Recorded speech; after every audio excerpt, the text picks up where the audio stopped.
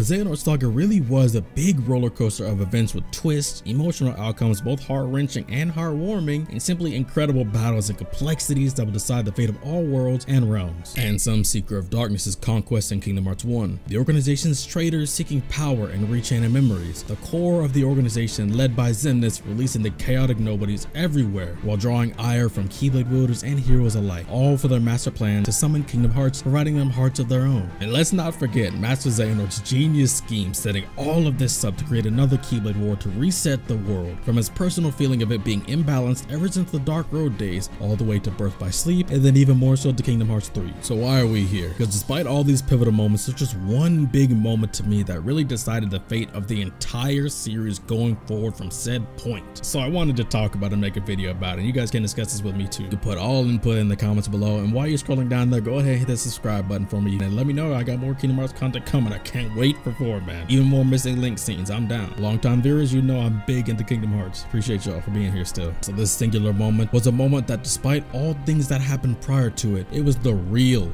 moment where things could have just been resolved and ended there, saving so much that occurred, changing so many destinies. And this was all in the game of the true start of the Xehanort Saga that also changed the series in an incredible way in my eyes. In the era of Birth by Sleep, not even in the main story climax at the end of the 3 routes in the Keyblade Graveyard, especially Terra's final battle, but it's in the final episode, the fight between Aqua and Terranort in Radiant Garden. And yes, I do call him Terranort, not Terra-Xehanort, because I feel like Terranort is easier to say. Y'all know who I'm talking about. So I call this moment Kingdom Hearts' Duel of Fates, as inspired by Star Wars. Star Wars fans, you know, in episode 1, the fight of Qui-Gon and Obi-Wan versus Darth Maul was the Duel of Fates that decided the fate of Anakin Skywalker and by extension the entire galaxy going forward, all with the song playing that's also called Duel of Fates, because that's exactly what it is. But for Kingdom Hearts, I really felt this duel between Aqua and Terranort really was that moment, but for Kingdom Hearts, you know, because just of how many things hinged on this fight and what branches were made as due to its actual result.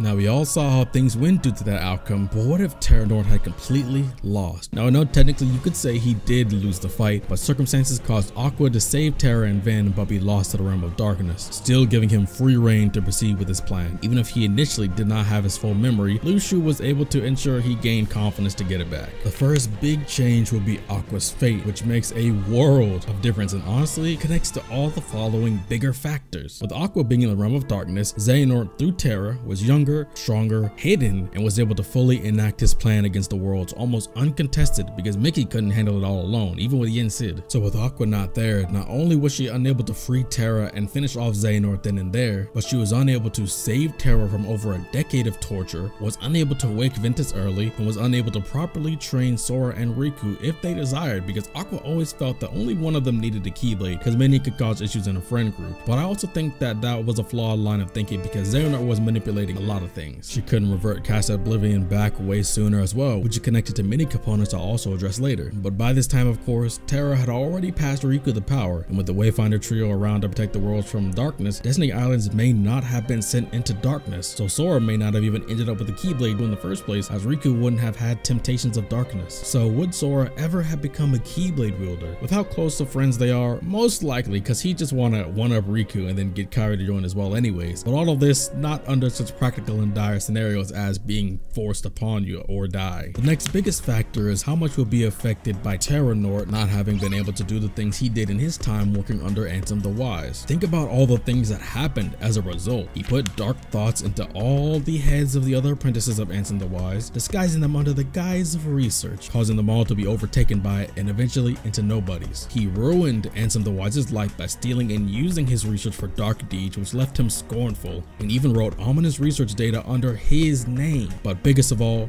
both Kairi and Subject X having been huge factors of his experimentation before Ansem the Wise called for them from all of his apprentices to be shut down and even burned if can be. In Melody of Memory, we saw how Kairi was taken into custody by him, but even more significant of a factor, even to the point of being his most valued subject, that being Subject X, who I firmly believe to be Scold. Now if you haven't seen my video on why I firmly believe without a doubt that Scold is Subject X, check it out, links below. Subject X was able to open his eyes to the potential of time travel, though. As given by the secret reports, he gained a lot of data from her. He learned of the effect of memories on the heart, traveling between worlds, and how strong hearts deal with darkness. And with Subject X's disappearance, which he had no idea how, but questioned if Ansem the Wise took her, drove him to just begin testing on himself instead. What he didn't know was that Scold was taken by Luxu. As you can see by the secret report, she mentions a man wearing an eye patch. With Terranort not being around to do all of this, what would have become of Scold? Would Ansem the Wise have just found her and contacted Mickey or Aqua? Which would have led to some crazy revelations given the time and the fact that eventually Ventus does reunite with Kirthi down the line. Would Luxu have just ended up finding her anyways, taking a much more rash approach? She was just found in the Central Square after dawn after all. It's a toss-up, but both would make shockwaves in their differences on the entire sequence of events. But all of those lead into a colossal difference, not just for the Xehanort Saga, but for the territory very much beyond it as well. So earlier on, I did mention how the fight went down between Aqua and Terranort, but there's the elephant in the room that could lead to the most epic differences yet, and that's the presence of Ansem, Seeker of Darkness, and Xemnas, or rather in this case, the lack thereof. Now before the fight was really over, Terra tries to get Xehanort out of his body by releasing his heart, and that moment is what created Xemnas. Honestly, the way Heartlesses are made kinda differ, and given the fact that Ansem, Seeker of Darkness was the first emblem Heartless, aka the artificial variety, you could assume he wasn't born the normal way. Also given the Ansem reports and the secret reports of Kingdom Hearts 3 about his experimentation on himself finally. So first, let's tackle if Terra was able to release their heart, but Aqua never got trapped in the realm of darkness. Do you know how epic of a quest it would be for Aqua and Terra to hunt Xemnas down before he amasses his power and builds on his plot? That would be so cool, man. Oh, I would love it. Because when you really think about it, there's two options. Try and find him immediately, or Aqua focuses on Terra's recovery and getting Ventus back with the power of waking, which she'd have to attain first after reconvening with Mickey and Yen Sid, then going after him. And honestly, Xemnas is 100% the more inquisitive and manipulative of the two, but that also was aided by his experience of being a leader and essentially commander, whereas Ansem, Seeker of Darkness was more independent but still sneaky. But in my opinion, Xemnas was still more powerful as well, just very different in power and abilities. So to see a world where Xemnas would be the primary overall antagonist across the era without the aid of Ansem the Wise's apprentices, unless he circumvented the problem by coming back another time to train under him and gain collaborators, would make for an epic reality.